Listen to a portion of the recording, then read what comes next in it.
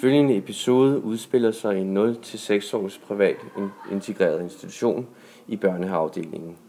Ud af institutionens 45 børnehavebørn er der 3 piger, 2 drenge med familie med praktiserende muslimer. Det er onsdag eftermiddag, og Mariam på 5 år leger sammen med de 2 andre børn på institutionens legeplads. Mariam er en stille pakistansk pige på 5 år, som er vellidt af de andre børn og har mange gode venner.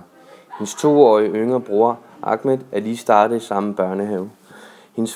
Deres forældre er kommet fra en pakistansk familie til Danmark for 20 år siden, og en meget traditionstro familie. Under fri leg på legepladsen observerer pædagogen Amanda en samtale imellem Mariam, Lise og Emma om, hvor sjovt det bliver at sove i børnehaven på fredag. Hun kan se, at Mariam bliver ked af det og ikke kan forstå, hvorfor hun ikke må komme med. Lise fortæller: Min mor har købt en lyserød sovepose, jeg må få med. Jeg må få min nye Barbie-dukke med, fortsætter Emma. Emma spørger nu Mariam: Mariam, hvad må du få med? Mariam tænker sig om og svarer: Jeg skal ikke sove i børnehaven. Emma vender sig om mod Lise og siger: Kom Lise, så går vi over i legehuset og leger vi sover i børnehaven. Nu bryder Amanda ind i samtalen. Undskyld. Hvad snakker I om, venner?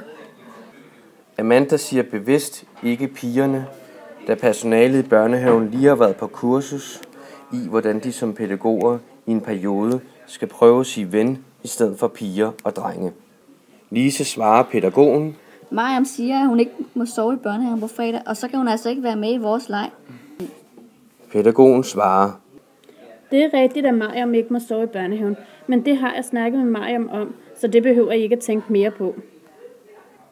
Amanda kan efter observationen af pigerne være bekymret for, hvilke konsekvens overnatningen kan have i forhold til relationen mellem pigerne.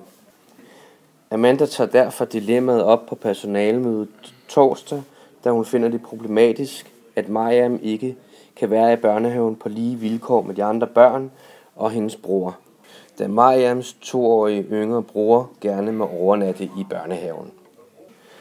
Dilemmaet bliver vendt og drejet på mødet, og personalegruppen er ikke helt enige om, hvad de mener, der er rigtigt og forkert i sagen, om hvorvidt de skal blande sig i forældrenes kultur.